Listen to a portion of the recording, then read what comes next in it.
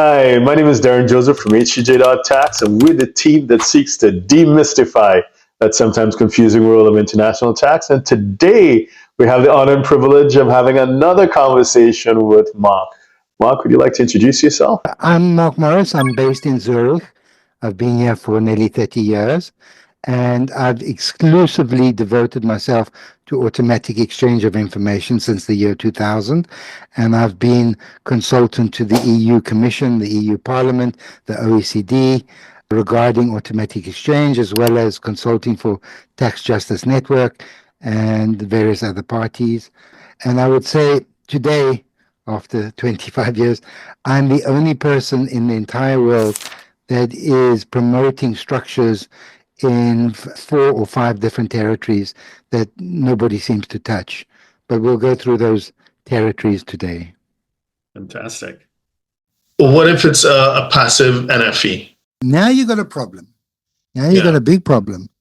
If the target company, the underlying that they're putting, is a passive NFE, there was a change in CRS or a clarification done in the frequently asked questions a few years ago. They said if an entity is a passive NFE, the underlying reporting financial institution, which would likely be a bank, must look through passive NFEs, even must look through the chain of legal ownership if anyone in that chain is an FI. And I've been complaining about this since day one, because the bank's going to look through, going to see an investment entity, going to see a custodian institution, whatever it sees and whatever it comes across, it must just carry on looking for controlling person. And generally, there's no definition of controlling persons of FI, but it doesn't matter.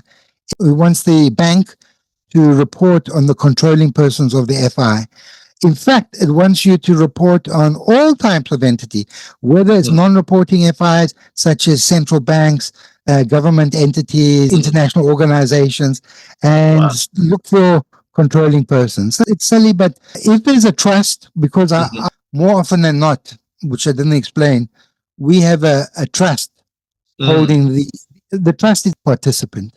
That's almost always what I did. Actually, a custodian institution trust. But if there's a passive NFE lower down the chain, the bank's going to look through everybody, including the custodian institution, including the investment entity fund. If CRS is an issue, then don't hold passive NFEs. But some people put, let's say, a consulting company, because you can have anything in this fund. It's not limited to financial assets. So a lot of people put their businesses into here. And if those are passive NFEs, which is the asset test and the income test, then your CRS is shot. I'll leave out the question about administrator, but we'll go into the last question about the German equivalent. That's interesting. Yeah. Mark, if someone wanted to get in touch with you, what's the best way to do so? As I travel a lot, the best way to get hold of me is via my website, co-ownershiptrust.com. And then you can email me or try to get hold of me by phone, but that depends on the country that I'm in. If they've got cell phone coverage, I go to some really remote places in the world, Falkland Islands, St. Helena, etc. So the best is via my website.